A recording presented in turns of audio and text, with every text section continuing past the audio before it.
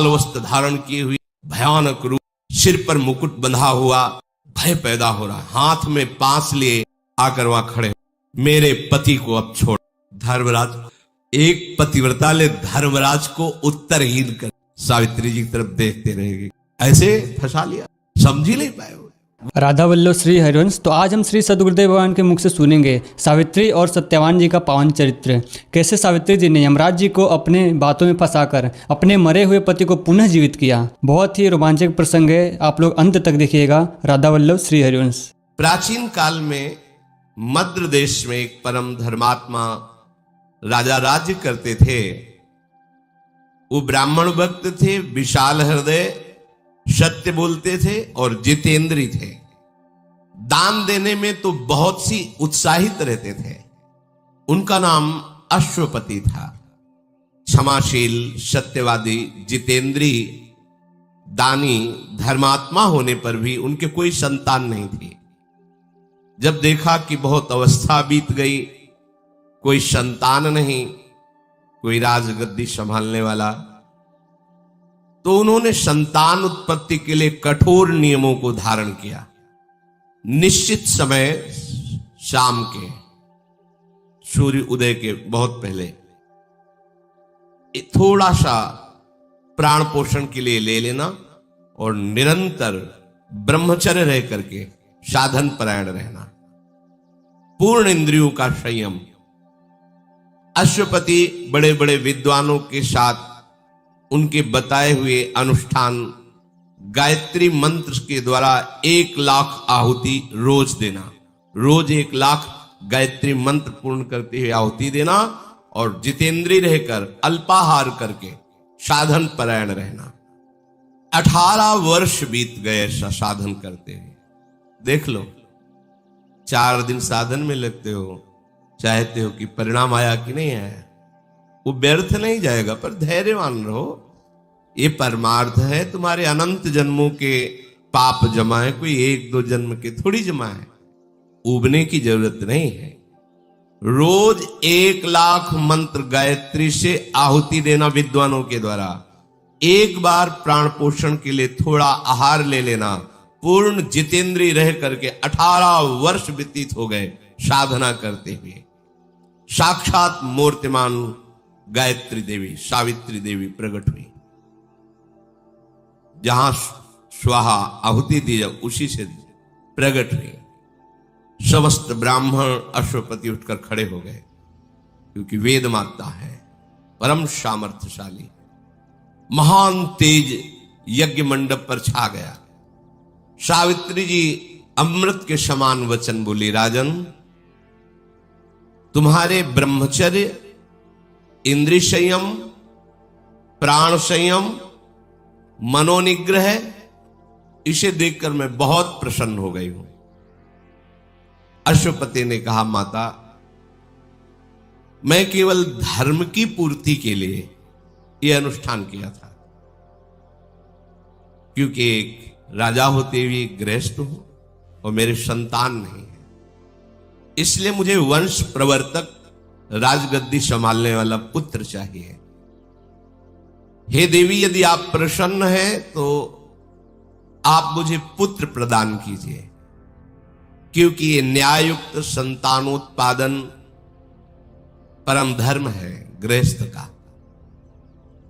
सावित्री जी बोली कि मैंने पहले ही विचार कर लिया था आपके इस भाव को, और ब्रह्मा जी से प्रमाणित करवा लिया है, क्योंकि विधान उन्हीं के द्वारा रचाया था। जो भाग्य में भी नहीं है उसको बदला जा सकता है तपस्या के द्वारा, भजन के द्वारा। तुम्हारे यहां एक संतान होगी कन्या रूप में। इस विषय में तुम्हें कोई प्रतिवाद नहीं करना। प्रतिवाद उत्तर, मैंने तो पुत्र मांगा था, ऐसा नहीं, एक कन्या होगी। बहुत प्रसन्न हुए, संतान तो हुई, आनंदित हो गए। देखो, कन्या या बालक दोनों समान है। अगर प्रधानता देखी जाए तो कन्या की ज्यादा है। वो दोनों कुलों का उद्धार करती है, माता पिता का और सास ससुर का, दोनों। उसका पुत्र से भी अधिक श्रेष्ठ पद है कन्या का। आज बुद्धि भ्रष्ट हो गई है, कन्या को हे भाव से देखते हैं। गर्भ में कन्या है तो ऐसी क्रूरता माता पिता धारण कर लेते हैं, मरवा दो। ऐसा बुद्धि कैसी नीच हो गई। पुत्र से भी श्रेष्ठ कन्या का पद है। अपने तो घरों में देखा है, छोटी कन्या को अपनी ही कन्या के चरण पूछते हैं। बड़े जन चरण छूते हैं, छोटे बालक के थोड़ी छूते हैं, कन्या के छूते हैं। उसे देवी भावना से देखा जाता है। सावित्री जी ने कहा, इस पर तुम्हें कोई प्रतिवाद नहीं, आपकी बड़ी कृपा है। मार्कंडेय जी कहते हैं, राजा बहुत प्रसन्न हुए और सावित्री देवी ऐसा बोलकर अंतर्धान हो गई। अश्वपति अपनी मनोकामना पूर्ण मान करके अपने नगर को आए, राज्य में रहने लगे। नियम पूर्वक उत्तम व्रत का पालन करने वाले राजा ने ब्राह्मणों से सहमति लेकर गर्भ स्थापित किया अपनी रानी के। ये बड़े भागवतिक विषय है। ब्याह हो जाना कोई व्यभिचार में प्रवृत्त हो जाना नहीं है। संयम पूर्वक भगवत आराधन करते हुए संतानोत्पत्ति रूपी क्रिया भगवान की पूजा होती है। अब वो गर्भ कि 18 वर्ष से तो ब्रह्मचर्य है, महान तेजोमय शुक्ल पक्षी चंद्रमा की भांति दिन प्रतिदिन बढ़ने लगा। समय आया, महारानी ने एक कन्या को जन्म दिया। तेजो राशि, मानो स्वयं सावित्री देवी ही कन्या के रूप में प्रकट हुई हो। जो जात कर्म संस्कार कराने वाले विद्वत ब्राह्मण आए, उन्होंने कहा ऐसी कन्या हमने नहीं देखी। ये देखो तब का फल। साक्षात सावित्री देवी की आभा प्रकट हो रही है, इसलिए इस कन्या का नाम सावित्री ही रखा जाएगा।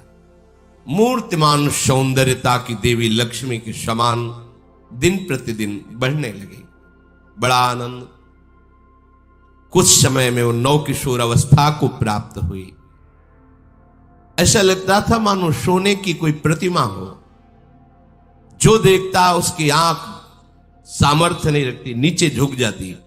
कोई सावित्री की तरफ आंख उठा के भी देखने की, ऐसा तेज, दुर्धर्ष तेज, कमल के समान मनोहर नेत्र वाली, अपने तेज से प्रज्वलित हुई अग्नि के समान। किसी भी राजकुमार की हिम्मत नहीं कि उसे वरण कर ले पत्नी के रूप में। एक दिन उपवास करके, सिर से स्नान करके, देव पूजन करके, ब्राह्मणों से स्वस्ति वाचन करा करके, इष्ट देवता का प्रसाद माथे पे धारण करके वो अपने महात्मा पिता के पास गई और प्रणाम किया। गौर से देखा कि मेरी पुत्री तो नवकिशोर अवस्था को प्राप्त अर्थात अब ब्याह के योग्य हो रही। उन्होंने कहा, बेटी, किसी भी राजकुमार की सामर्थ्य नहीं कि तुम्हें वरण कर सके। मुझे सब मंत्रीजन समाचार देते हैं, पर मेरे को इस दुख से तुम ही निकाल सकती हो। अगर तुम्हारा ब्याह नहीं हो रहा तो फिर मैं दुखी तो रहूंगा। स्वयं कोई राजकुमार वरण नहीं कर रहा तुम्हारा, क्योंकि गुप्तचरों द्वारा पता चलता है। किसी वर में इतनी सामर्थ्य नहीं कि तुम्हारा पाणी ग्रहण कर सके। तुम्हारे तेज से प्रतिहत होकर किसी की सोच ही नहीं बन सकती कि तुम उसकी अर्धांगिनी बनो। इसलिए तुम्हें स्वयं वर का वरण करना होगा। कोई वर तो तुम्हें वरण नहीं कर रहा। ऐसा तेज तुम्हारा सौंदर्य है।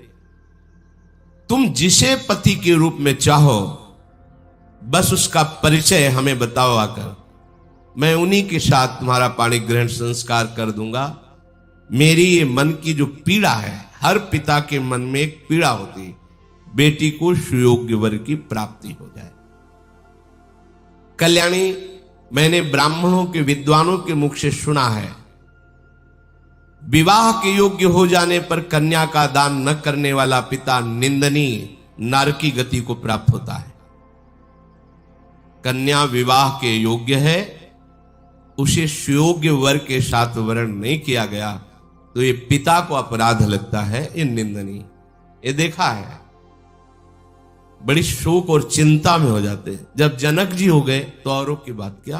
परम ज्ञानी ब्रह्मबोध संपन्न जब कोई राजकुमार अजगौ को नहीं उठा पाया तो बोले कि हाय, यदि मैं ऐसा जानता कि पृथ्वी वीरों से शून्य हो गई तो मैं ऐसी शर्त ही नहीं रखता, ऐसी प्रतिज्ञा नहीं रखता, आज मेरी पुत्री कुंवारी रह जाएगी मेरी प्रतिज्ञा के कारण।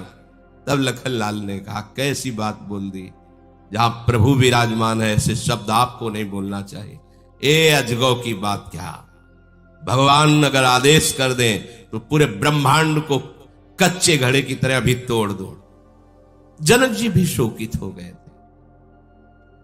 सावित्री जी के पिताजी कहते हैं कि हमने बड़े बड़े शास्त्र विद्वान महापुरुषों से सुना कि विवाह के योग्य हो जाने पर कन्या का जो सुयोग्य वर के साथ पाणी ग्रहण संस्कार नहीं कराता समय पर, वो पिता निंदनीय है, वो अपराधी है, उसको दंड मिलता है। इस बात का कर्तव्य है।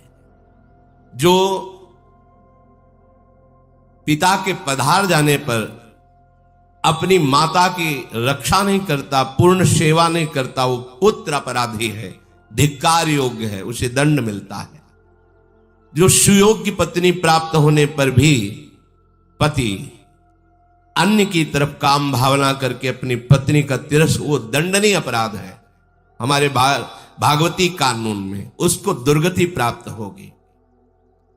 इसलिए मेरी बात समझकर बेटा तुम अपने योग्य पति की खोज करो, ऐसी चेष्टा करो जिससे मैं नारकी गतियों को प्राप्त ना हो, क्योंकि तुम यौवन अवस्था को प्राप्त हो रही हो और कोई भी वर साहस नहीं कर रहा तुम्हें अपनी पत्नी बनाने का। मार्कंडे जी कहते हैं, महाराज युधिष्ठिर, पुत्री से ऐसा कहकर कुछ सेना प्रधान अंगरक्षक और बूढ़े मंत्री और विद्वान ब्राह्मण साथ दे दिए, सब सेवा सामग्री और यात्रा। आप खोज करो अपने योग्य वर की। पिता के चरणों में प्रणाम करके उनकी आज्ञा पालन करने के लिए तत्काल सावित्री जी ने प्रस्थान किया। स्वर्णमय रथ आसपास अंगरक्षकों से घिरी हुई, विद्वान ब्राह्मण मंत्री सब साथ चल रहे। बड़े बड़े मुनियों के आश्रमों में जाकर उनकी चरण वंदना, उनकी सेवा करना और भ्रमण करना, तीर्थों में जाकर के दान करना, पर दृष्टि रहती कि कोई मेरे योग्य वर दिखाई दे दे। एक दिन की बात है, महाराज अश्वपति सावित्री जी के पिता सिंहासन पर विराजमान थे। उसी समय देखा सर्व त्रिभुवन पूजनीय भगवान देवर्षि नारद जी पधारे। खड़े हो गए, साष्टांग प्रणाम किया, चरण धोए, अर्घपाद्य आदि देकर वंदना करके विराजमान किया। इधर सावित्री जी खोज कर रही थी। उन्होंने देखा जंगल में एक साधारण वस्त्र, एक ही केवल, नीचे कोई वस्त्र नहीं, कोई आभूषण नहीं, कांधे पे कुल्हाड़ और लकड़ी का छोटा सा गट्ठर। देखा और कहा, ये मेरे पति बनने योग्य है। मंत्रियों ने कहा, तुम्हारा इस समय विवेक काम कर रहा है, आप देख रहे कौन है? बोले, मेरे मन ने स्वीकार कर लिया कि ये मेरे योग्य पति हैं, अब आप जानकारी आप कीजिए। तत्काल जानकारी शुरू हुई। पता चला ये पास में फूस की झोपड़ी है जिनमें इनके माता पिता रहते हैं, वो भी आंखों से अंधे हैं, यही उनका भरण पोषण करते हैं। समिधा दिलाकर यज्ञ आदि, फल आदि जंगल के, लकड़ी आदि बेचकर कुछ व्यवस्था ऐसी। मूल में कौन है? पता चला दुमत सेन नाम के राजा थे। शत्रु पक्ष ने विजय प्राप्त कर ली तो अपने बालक को लेकर जंगल में समय व्यतीत कर रहे हैं, और यहां आने पर वो सब सोच सोच करके इनकी जीवती आंखों की दोनों की चली गई है, और यही अपने माता पिता का भरण पोषण, बस यही मेरे पति है। फिर विद्वानों ने, मंत्रियों ने कहा, आप समझ रही हो, खाने को नहीं है, आप राजकुमारी हो, इतना वैभव मैंने वरण किया। जब वो सभा में प्रवेश कर रही थी अपने पिता के, तो देवर्षि नारद जी विराजमान थे। पिताजी के साथ देवर्षि नारद जी को बैठा देकर सावित्री देवी ने नारद जी के दोनों चरणों को स्पर्श करते हुए मस्तक पधराया। नारद जी ने कहा, कहां से आ रहे हो आप? उनका वर की खोज में। अभी अभी मैं आई हूं अपने वर का वरण करके। सावित्री जी ने कहा, आप जानना चाहेंगे? पिताजी सुनो। वो शाल्व देश में दुमत्सेन नाम के प्रसिद्ध एक धर्मात्मा राजा थे। शत्रु पक्ष ने विजय प्राप्त करके उस राज्य पर अधिकार कर लिया, तो वो अपने एक पुत्र को लेकर के जंगल में भाग आए और बहुत सी विपत्तियों का सामना और चिंतन करने का उनके दोनों नेत्र चले गए, राजा और रानी के। और उनके जो पुत्र हैं उनका नाम सत्यवान है। वो अपने माता पिता का भरण पोषण कर रहे हैं और मेरे योग्य पति वही है। मैंने मन से उनका वरण कर लिया है। सावित्री जी ने संभाषण नहीं किया था। नारद जी एकदम बोल उठे, नहीं नहीं नहीं, ऐसा नहीं, बड़े खेद की बात, शोक की बात है, तुमने ऐसे को वर्ण कर लिया। तो सत्यवान जी की बात सुनकर जब नारद जी साहब बोले, उनके पिता ने कहा, क्यों? गुणहीन, धर्महीन, आचरणहीन क्या? उनका नहीं नहीं, राजकुमार का सत्यवान नाम इसीलिए त्रिकाल में भी कभी झूठ नहीं बोलते, ना उनके माता पिता सत्य और धर्म का आचरण कभी छोड़ते हैं, इसलिए उनका नाम सत्यवान रखा गया है। राजा ने कहा, देवर्षि फिर आप एकदम चौंक क्यों पड़े? जब ऐसे सत्यवान हैं तो आप ऐसा? नारद जी ने कहा, वो सूर्य के समान तेजस्वी हैं, बृहस्पति के समान बुद्धिमान हैं और इंद्र के समान वीर है, पृथ्वी के समान क्षमाशील है। तो फिर महाराज आप एकदम आश्चर्यचकित होकर नहीं नहीं क्यों बोल पड़े? सुनो, वे दान देने में वीरंत्र देव के समान है, उशीनर पुत्र महाराज शिवी के समान शरणागत की रक्षा करने में समर्थ है। वो बहुत ही सुंदर और प्रिय दर्शन, जैसे चंद्रमा सबको प्रिय लगता है, वो रूपवान भी है। फिर महाराज क्या आपने दोष देखा? आप तो जितनी बात बता रहे हैं ये तो सब किसी महापुरुषों में होती है। इन सब गुणों को ढक देने वाला हमने एक दोष देखा। क्या? वो बस 1 वर्ष जीवित रहेंगे। आज से 1 वर्ष जीवित रहेंगे और 1 वर्ष में उनका शरीर छूट जाएगा। पिताजी भी कांप गए। नहीं नहीं, ऐसा वर्ण नहीं वर्ण करना, 1 वर्ष। राजा बोले, बेटी तुम दूसरा वर वर्ण कर लो, सत्यवान सब गुणों से युक्त है पर 1 वर्ष जीवित। नहीं नहीं, ऐसा नहीं। भगवान देववंदित नारद जी के वचन परम सत्य होते हैं। 1 वर्ष में उनकी मृत्यु हो जाएगी, फिर तुम वैधव्य जीवन व्यतीत करोगी। नहीं, ऐसा नहीं। सावित्री बोली, धर्मात्मा पुरुष निर्णय एक बार ही करता है। हमारे सनातन धर्म में कन्या एक बार पुरुष का वरण करती है और दानी एक बार वचन देता है, दे दिया बस, दोबारा नहीं। ये 3 बातें धर्मात्मा पुरुष में होती हैं।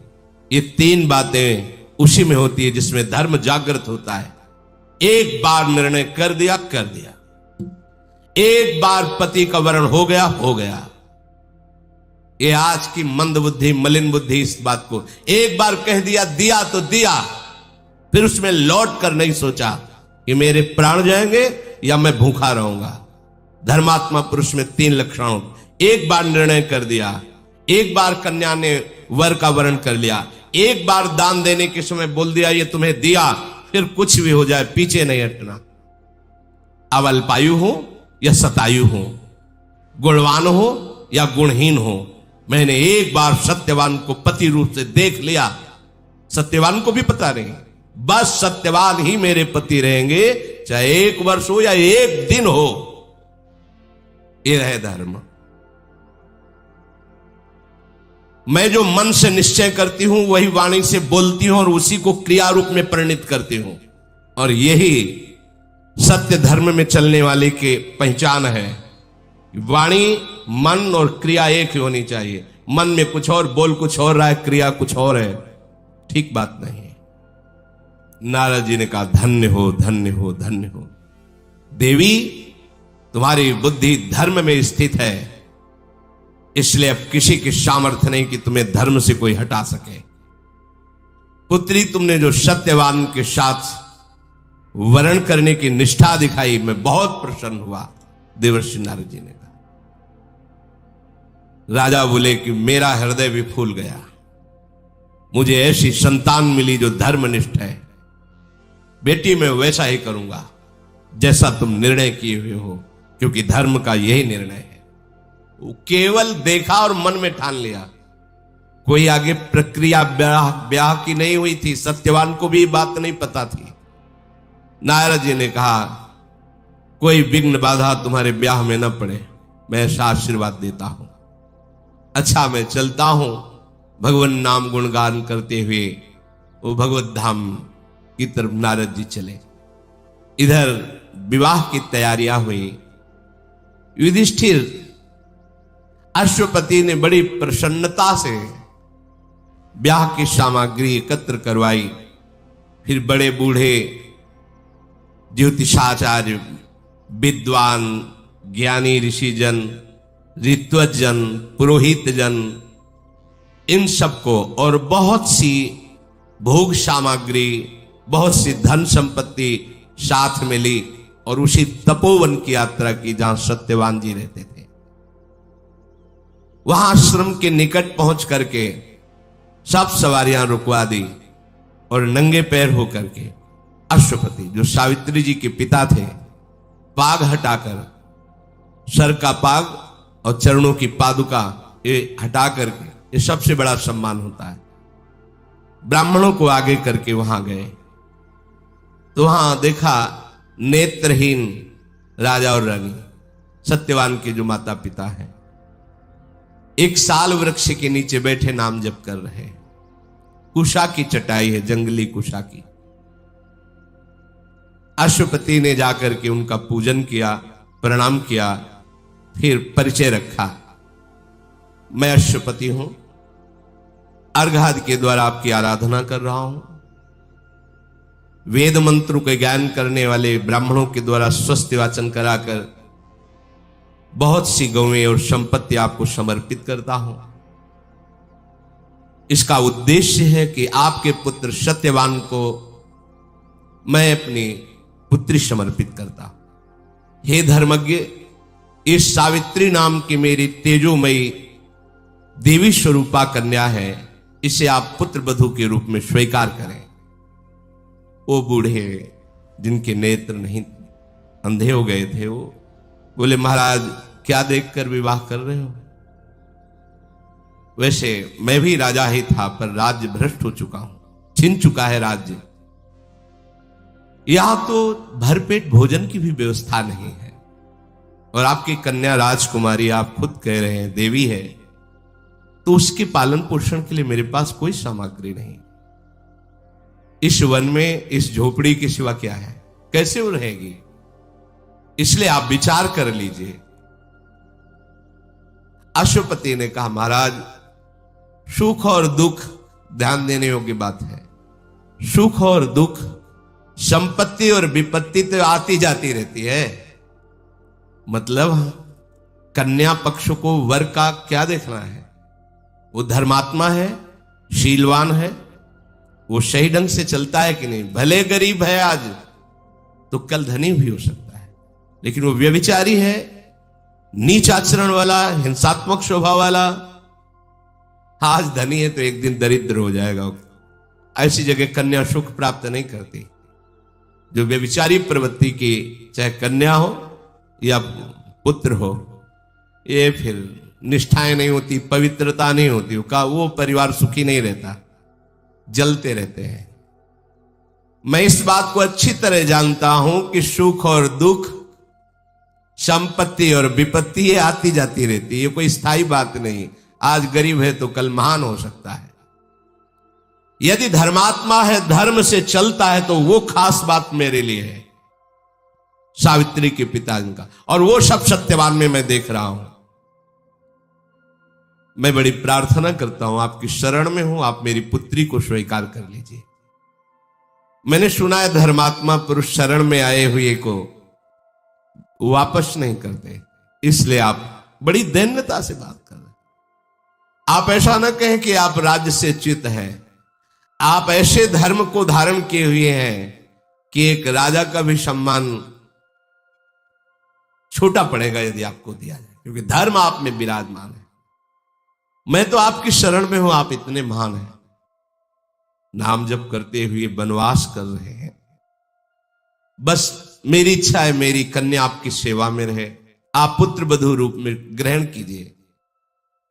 दुमत सेन, वही जो नेत्रहीन सत्यवान के पिता है, उनका महाराज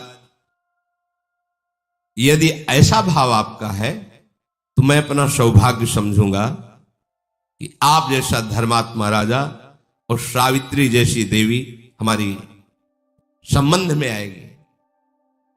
किंतु मेरी बात फिर ये समझ लो कि मेरे पास कोई सुख सामग्री नहीं है जिससे मैं आपकी पुत्री को, यहां आश्रम में ब्राह्मण जन आते रहते हैं, कंदमूल फल से उनका स्वागत हो जाता है, मेरा पुत्र लाता है। उनका महाराज आप इसकी चिंता न करें, बहुत सी सामग्री, बहुत सी भोग सामग्री समर्पित की, और विद्वान ब्राह्मण साथी थे, मंत्रों के द्वारा विधि पूर्वक सत्यवान और सावित्री जी का पाणी ग्रहण हुआ।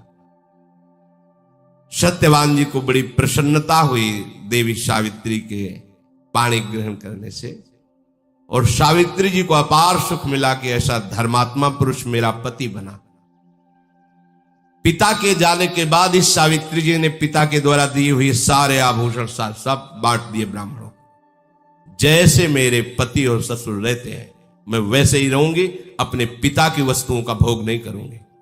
इनके पास जो सुविधा है उसी से, यह है धर्म, यह है धर्म कि अपने पिता के वैभव को दिखाकर पति गरीब है तो उसको हर समय नहीं, जैसे मेरे स्वामी हैं मैं उन्हीं के। सियाजू ने भी यही कहा था कि मुझे जनकपुर का वैभव या महाराज चक्रवर्ती सम्राट दशरथ जी का वैभव, प्रभु आपके जहां चरण वही हमारे लिए सुख सैया है आपका। पिता के जाते ही सारे वस्त्र आभूषण उतार दिए, और जैसे पति वलकल वस्त्र वैसे ही वस्त्र धारण के और सब बांट दिया। जैसे पति जीवित रखेंगे वैसे रहूंगी, पिता के वैभव से नहीं। ये धर्म है, इसे धर्म कहते हैं। मेरे पति जैसे माता पिता की सेवा करके मैं उसी से नहीं चाहिए ये वैभव, वो दे गए थे, सब बांट दिया। शरीर में कोई आभूषण नहीं रखा। गुण, विनय, संयम सबके द्वारा अपने सास ससुर की आज्ञा में रहना, शारीरिक सेवा और वाणी का संयम, कभी कोई ऐसे वचन न निकल जाए पति के प्रति, और सत्कार के द्वारा पति को अधीन कर लिया, प्रेम अधीन। ये है वास्तविकता।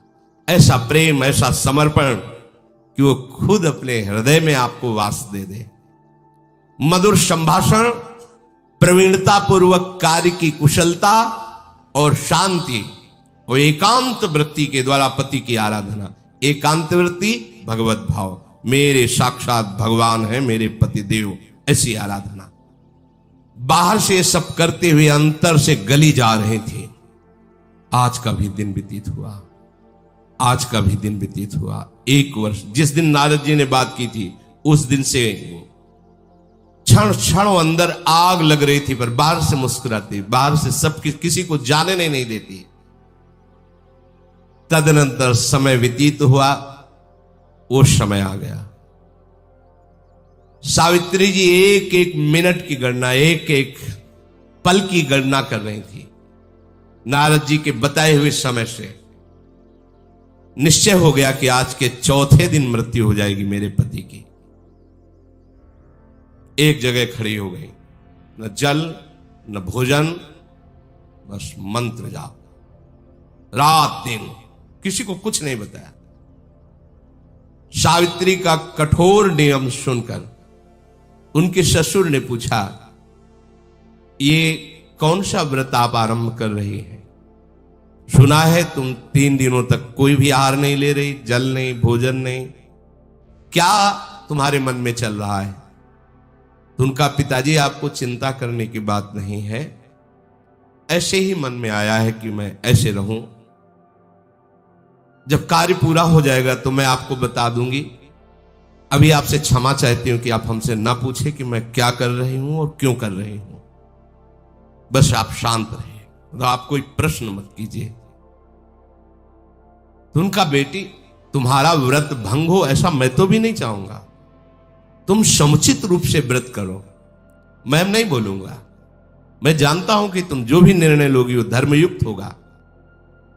3 दिन व्यतीत हुए, अब कल चौथा दिन है, निश्चित पति की मृत्यु है।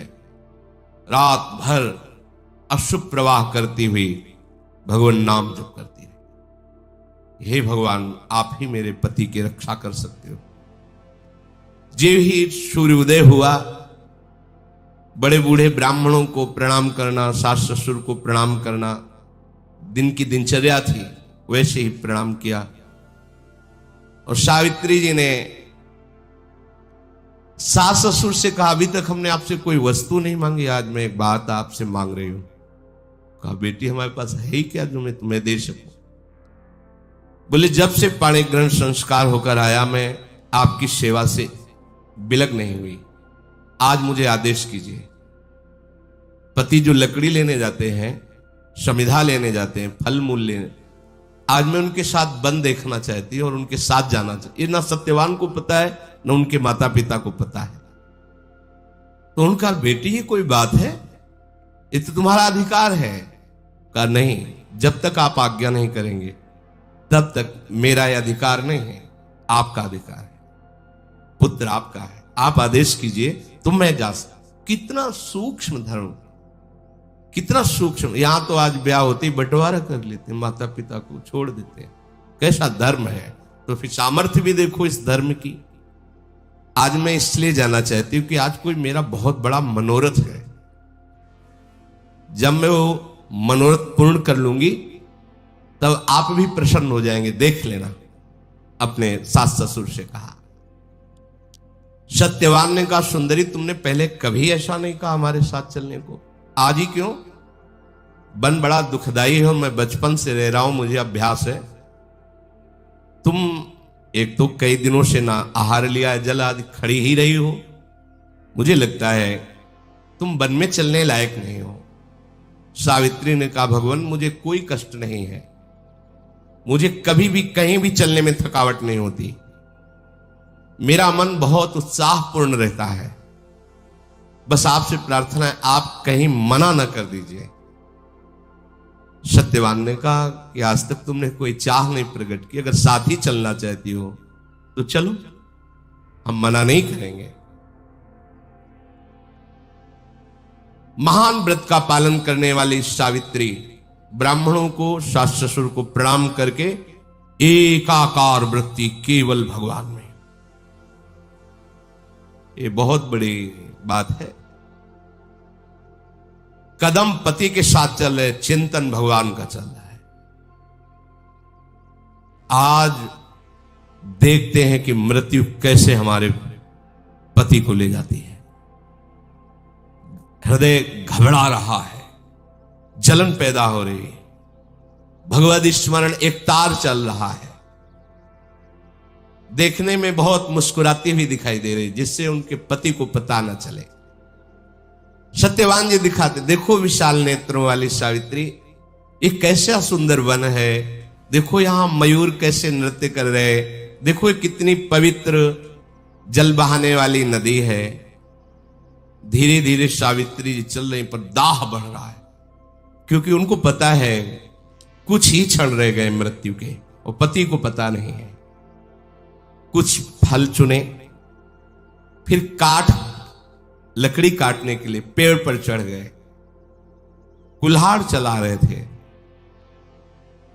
वो बस एकाग्रता से दे। उन्होंने कहा, सावित्री बिना श्रम के इतना पसीना आ रहा है, अरे मेरा तो सर भी फटने लगा है। उनका, भगवान आप नीचे आ जाइए, कभी कभी ऐसा हो जाता है, आप नीचे आ जाइए। नीचे आए तो उनका ऐसा लग रहा है कि मेरे हृदय को कोई छेद रहा है, बहुत हृदय में पीड़ा हो रही, अरे मेरे अंग फटते चले जा रहे हैं।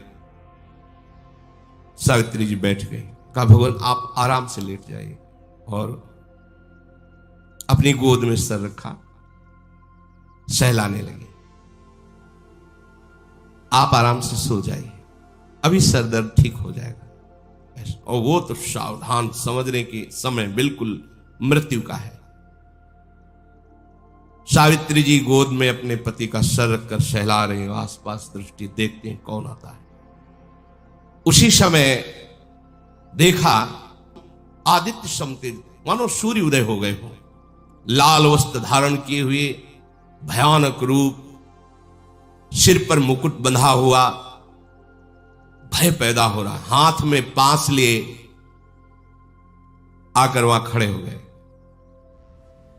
सावित्री जी ने देखते ही पति का सर जमीन पे रखा और भूमि पर प्रणाम किया, माथा टेके, और हाथ जोड़कर कहा, मैं समझती हूं कि आप कोई देवता नहीं है, लोकपाल है, क्योंकि इतना तेज लोकपालों में ही होता है।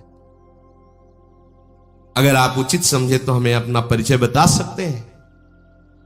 पतिव्रता से सावित्री तथैव च तपोन्विता, तुम पतिव्रता हो और तुम आत्मबल से युक्त महान तपस्विनी हो, इसलिए मैं तुमसे वार्तालाप कर सकता हूं। तुम मुझे लोकपाल यम इस नाम से मेरा परिचय दिया है, मैं यमराज हूं। तुम्हारे पति की आयु समाप्त हो चुकी है, इस पास में बांध करके अभी अभी मैं उनको यहां से ले जाऊंगा। सावित्री जी ने पूछा कि मैंने तो सुना है यमदूत आते हैं, पर आप यहां स्वयं पधारे, दूत नहीं आए, ऐसा क्यों? श्रूयते भगवान दूतास्तवा गच्छन्ति मानवान, मनुष्य को लेने के लिए तो यमदूत आते हैं। नेतु किल भगवान कस्मात, आप स्वयं आए, स्वयं प्रभु। भगवान यमराज ने कहा कि जानती हो, ये तुम्हारा पातिव्रत धर्म और भगवत चिंतन का प्रभाव है कि मेरे दूत तुम्हारे सामने प्रकट ही नहीं हो सकते, क्योंकि महाभागवत ये भी है, महाभागवत 12 महाभागवतों में ये यमराज जी आते हैं, जिनको धर्मराज भी कहा गया है। मेरे दूतों की योग्यता ही नहीं कि आ जाए, इसलिए मुझे स्वयं आना पड़ा है।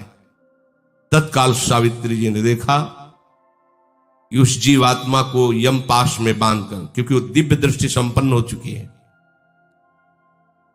बहुत विवश कष्ट पूर्वक शरीर से वो जीवात्मा निकल रही, सांस रुक गई, चेहरे का रंग बदल गया, पति को यमपाश में बंधा देख रही। दक्षिण दिशा की ओर चल पड़े यमराज जी। सावित्री जी पीछे पीछे चल पड़े। परम सौभाग्यवती, व्रत नियम भगवद स्मरण, अबाध गति कहीं भी जा सकती है। धर्म का बहुत बड़ा बल होता है। ऐसा लगा कोई पीछे आ रहा है, देखा तो उन्होंने कहा कि सावित्री अब तुम लौट जाओ और अपने पति के दाह संस्कार आदि कार्य को पूरा करो।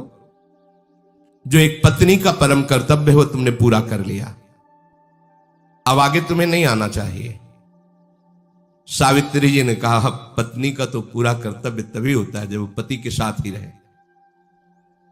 जहां मेरे पति जाएंगे वहीं मैं जाऊंगी, यही सनातन धर्म है। तपस्या और गुरु भक्ति, पति प्रेम, भगवत भजन, व्रत पालन, इनकी सामर्थ्य से मेरी ऐसी गति है कि कोई भी लोकपाल मुझे नहीं रोक सकता। ये देखो, तपस्या अर्थात कष्ट सहना, गुरु भक्ति, पति प्रेम, भगवत भजन और व्रत पालन, इनसे मेरी ऐसी सामर्थ्य प्रकट हो गई, कोई लोकपाल नहीं रोक सकता। जिस लोक में जाना चाहें हम जा सकती हैं। महात्मा जन तो ऐसा कहते हैं कि 7 पग अगर साथ चल ले तो मैत्री संबंध स्थापित हो जाता है। तो मैं तो कई पग आपके साथ चल लिया, तो आप क्या मेरे मित्र नहीं है? यमराज जी से पूछ रहे। महाराज, जिन्होंने अपने मन और इंद्रियों को वश में नहीं किया है, जिन्होंने धर्म पालन नहीं किया है, जिन्होंने गुरु सेवा नहीं की है, जिन्होंने कष्ट रूपी तपस्या नहीं की है, वो आपके साथ चलने में सामर्थ्य नहीं रखता। महात्मा लोग विवेक विचार से ही धर्म का वर्णन करते हैं और धर्म प्राप्ति ही जीवन का परम लाभ है। इसलिए सबसे श्रेष्ठ वही है जो धर्म से चलता है। यमराज जी ने कहा, तुम्हारी बात सुनकर मुझे बहुत आनंद हुआ। तुम्हारा पति प्रेम और तुम्हारा निष्ठा भाव, अब तुम लौट जाओ। मैं बहुत प्रसन्न हूं। सत्यवान के जीवन के सिवा और तुम जो चाहो एक वरदान मांग सकते हो। सावित्री जी ने कहा, भगवान, मेरे ससुर और सास वो राज्य भ्रष्ट हैं, राज्य छिन गया है, उनकी आंखें नहीं हैं। तो आप कृपा करो, मेरे सास ससुर की आंखें ज्योतिमय और वो बलवान हो जाए और तेजस्वी हो जाए, स्वस्थ, जैसे वो राजकाज के समय थे वैसी उनकी शरीर की कांति हो जाए। तथास्तु, ऐसा ही हो। फिर लौट के दिखा रहे, उनका लौट जाओ ना। अब भगवान आप कैसे कह सकते हैं? मेरे स्वामी को आप लिए जा रहे हो, मेरे से कह रहे हैं आप लौट जाइए। जहां मेरे पतिदेव रहेंगे वहीं मैं निश्चित वहीं रहूंगी।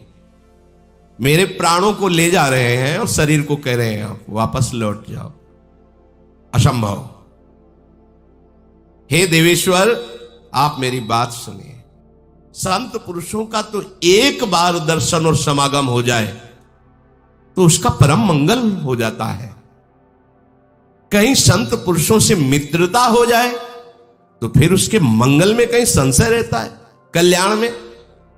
मैंने सुना है साधु पुरुषों का संग कभी निष्फल नहीं होता, इसलिए मुझे साधु संग मिला है आपका। महाभागवत हुआ, निष्फल कैसे हो सकता है? मुस्कुरा दे यमराज जी, बोले बहुत गूढ़ बात तुमने कही, मेरा मन प्रसन्न हुआ। सत्यवान के जीवन को छोड़कर तुम एक वरदान और मांग सकते हो। तो उनका, मेरे सास ससुर का राज्य छिन गया था, वो राज्य मिल जाए। जैसा उनका शासन था वैसा ही उनको, तथास्तु, ऐसा ही हो। अब तुम लौट जाओ।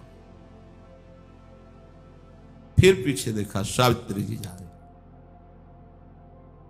आप क्यों नहीं वापस जा रहे?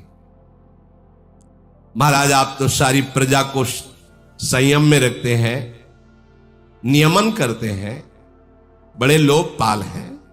आपका नाम यम है, महिमा आपकी विख्यात है। कौन सा ज्ञान और धर्म ऐसा है जो आपको पता न हो? अद्रोहा सर्वभूतेषु कर्मणा मनसा गिरा, अनुग्रहश्च दानम च सताम धर्म सनातना। मन, वाणी और क्रिया द्वारा जो अपने जीवन में किसी को भी कष्ट नहीं देता, सब पर दया भाव रखता है और दूसरों को सुख देता रहता है, वही साधु है, वही सनातन धर्मी है। संसार के लोग अल्पायु होते हैं, भोगों से शक्तिहीन हो जाते हैं, पर आप जैसे महात्मा की अगर कोई सानिध्य प्राप्त कर ले तो फिर उसे अमंगल नहीं देखना पड़ता। यमराज बोले, बहुत सुंदर धर्म की बात कही। सत्यवान के जीवन को छोड़कर तुम एक और वरदान मांग सकती हो। सावित्री ने कहा कि मेरे पिता ने पुत्र के लिए तपस्या की थी तो मैं प्रकट हुई थी। मैं चाहूंगी कि मेरे पिता के द्वारा ही मेरी माता के गर्भ से मेरे 100 भाई प्रकट हो, 100 पुत्र प्रकट हो। तथास्तु, ऐसा है, दोनों कुलों का उद्धार, ऐसा ही हो। फिर चले, फिर देखा पीछे, अब लौट जाओ, बहुत दूर तक आ गई हो।